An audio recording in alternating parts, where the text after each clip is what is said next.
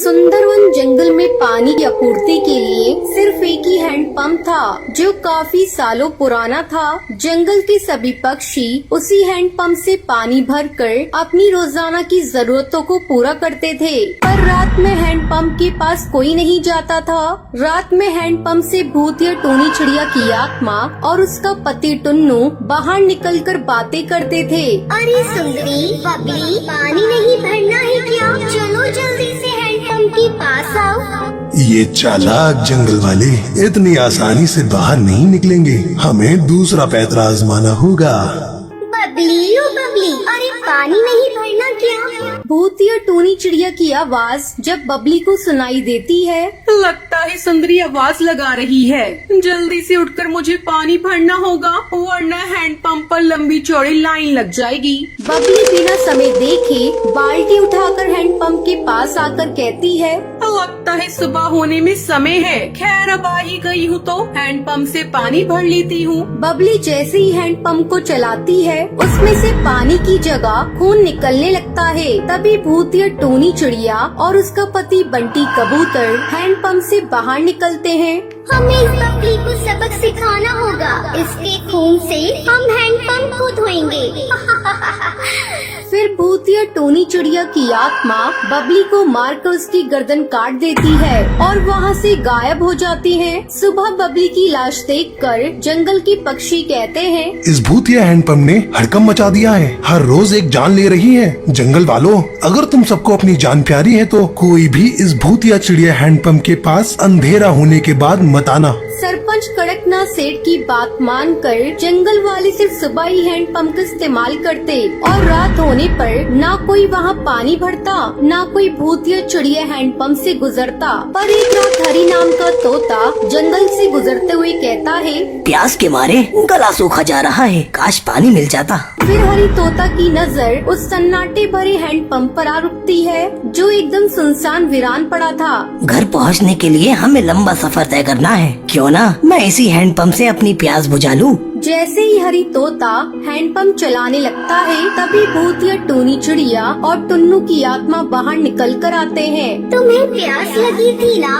मैं तुम्हारे लिए हैंडपंप चला देती हूँ। इस हैंडपंप का पानी एकदम ठंडा और मीठा है, पियो ना पियो। खून, भूत, भागो यहाँ से। तभी भूतिया टूनी चिड़िया की आत्मा हरी तोता की गर्दन काट कर भूतिया हैंडपंप के पास फेंक देती है और हैंडपंप के अंदर घुस जाती है। अगली सुबह फिर से एक लाश देखकर सभी पक्षी डर जाते हैं। सरपंच जी, ये तो कोई राहगीर लगता है। ये राहगीर अपनी प्यास बुझाने के लिए रात इस भूतिया हैंडपंप के पास आया था और भूतिया हैंडपंप ने इसकी खून से ही अपनी प्यास बुझा ली। हमारे पास इस भूतिया हैंडपंप का कोई हल नहीं। सबकी भलाई इसी में है कि हम सभी बस अपनी जान की परवाह करें। कुछ समय बाद जंगल में एक नवविवाहित जोड़ा टुनटुनी और बंटी कबूतर रहने आते हैं और सरपंच उनसे कहता है, इस जंगल का एक नियम है, अंधेरा होने के बाद कोई भी उस हैंडपंप के पास नहीं जाता। इसलिए तुम दोनों भी ये गलती मत करना, क्योंकि ये मशवरा नहीं बल्कि चेतावनी है। सरपंच की बात सुनकर टुनटुनी कहती है, बंटी,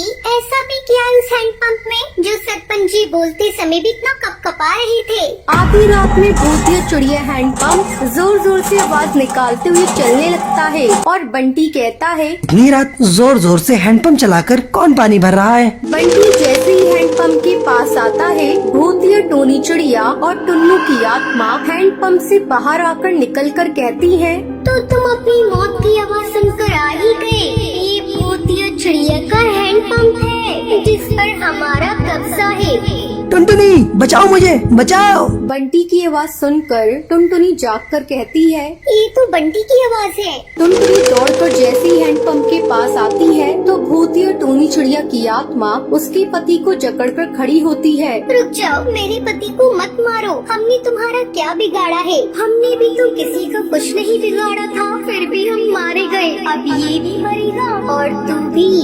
अगर तुम मेरे पति की जान बख्शती हो तो मैं तुम दोनों की मदद करूंगी। मैं और मेरा पति इसी जंगल में रहते थे। हम इसी हैंडपंप का मीठा पानी डिब्बे में भरकर जंगलों में बेचा करते थे। टूनी, हमारे हैंडपंप के मीठे पानी के कारण अच्छी कमाई हो रही है, तो क्यों ना हम इस हैंडपंप के पानी को बिस्लरी बोतल में भरकर स्टेशन के यात्रियों और ट्रेनों में बेचें। हम दोनों में बोतलों में पानी भरकर बेचना शुरू किया। कुछ ही दिनों में हम लोग काफी अमीर हो गए, जिसे देखकर जंगल वाले और कड़कनाथ हमसे चलकर कहने लगे, ये हैंडपंप जंगल की जरूरत के लिए लगा हुआ है, तुम्हारी कमाई के जरिए के लिए नहीं। पूरे जंगल के पानी तो तुम दोनों पति पत्नी भर लेते हो। पर कड़कनाथ सेठ, इससे धरती का पानी घट तो नहीं जाता।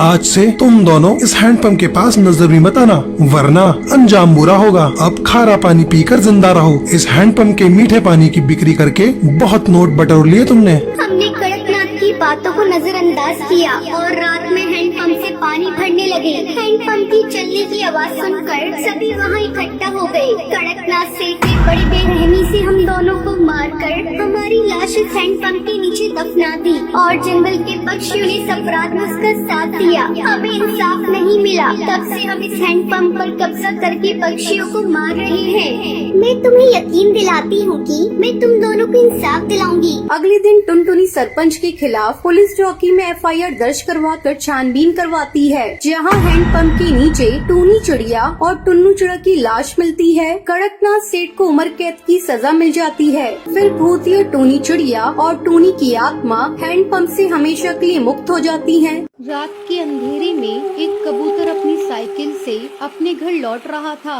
वो एक पेड़ के पास से गुजरा तो उसे लगा जैसे कोई इसका पीछा कर रहा है। वो मुड़ा तो पीछे कोई नहीं था। वो साइकिल चलाता रहा और तभी उसे किसी की हंसने की आवाज सुनाई दी। कौन है यहाँ? उसने फिर से पीछे देखा तो वहाँ कोई नहीं था, पर उसकी साइकिल पर 2 कठपुतलियाँ थी। ये कहाँ से आ गई? उसने उन चिड़िया की कठपुतलियों को उठाया और फेंका, पर कठपुतलियाँ जमीन पर गिरने की बजाय उड़ने लगी। वो कबूतर भागने लगा। तभी वो दोनों चिड़िया की कठपुतली उसका पीछा करने लगी। कहाँ तक भागोगे? हम तुझे नहीं छोड़ेंगे। कठपुतलियों ने उस कबूतर को घेर लिया। वो भागने की कोशिश करता रहा, लेकिन अंत में उसे दिल का दौरा पड़ा और वो वहीं मर गया। कठपुतलियाँ वापस अपने पेड़ पर चली गईं और वहीं पेड़ की टहनी से लटकी रही। अब ये कठपुतलियाँ जंगल के सब पक्षियों को परेशान करते थे। एक दिन जंगल के पक्षी साधु बाबा के पास पहुँचे।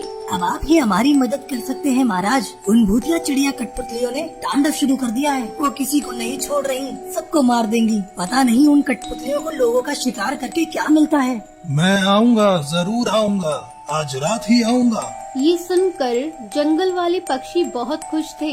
उस रात साधु महाराज अकेले उस रास्ते पे चल पड़े और उनके कदमों की आहट सुनकर भूतिया कठपुतलियाँ जाग गईं और उसका पीछा करने लगी। कौन हो तुम लोग? लगता है तुम लोग ऐसे नहीं बताओगे। साधु महाराज मंत्र पढ़ने लगे। रुक जाओ, बंद करिए ये सब। तो मेरे सवालों का जवाब दो, कौन हो तुम? मैं टूनी हूँ और ये मेरे पति टुन्नू। हम दोनों राजस्थान के पास वाले जंगल के रहने वाले थे।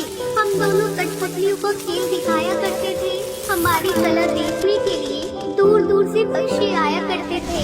एक दिन इस जंगल की महारानी हरी तोती हमारे जंगल आई।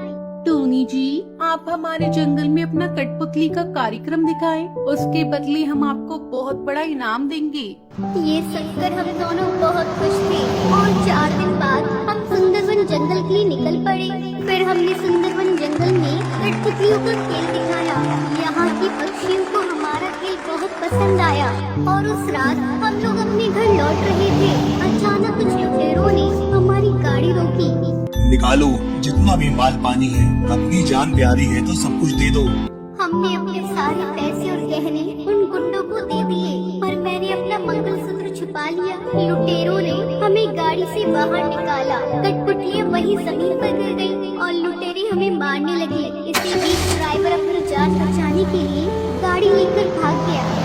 तू मंगलसूत्र देती है या नहीं? नहीं दूंगी। लुटेरे ने मंगलसूत्र छीना और मुझे मेरे पति टुन्नू को मार दिया और वहाँ से भाग गए। कई पक्षी वहाँ से गुजरे, लेकिन किसी ने हमारी मदद नहीं की। अगर कोई हमारी मदद करता तो आज हम जिंदा होते। तब से हर रात हम इन कठपुतलियों में जी रहे हैं और इस जंगल के पक्षियों से बदला ले रहे हैं। हम किसी को नहीं छोड़ेंगे। इन सब ने तुम्हारा क्या बिगाड़ा है? क्या इन्होंने तुम्हें लूटा? नहीं ना, तो तुम इन पक्षियों को मत मारो। उनके परिवार का क्या होगा? तुमने कभी सोचा है? अगर उनके परिवार है तो क्या हमारे नहीं थे? हमारा भी एक हंसता खेलता परिवार था, हमारी माँ थी, भाई था, उनकी क्या गलती थी?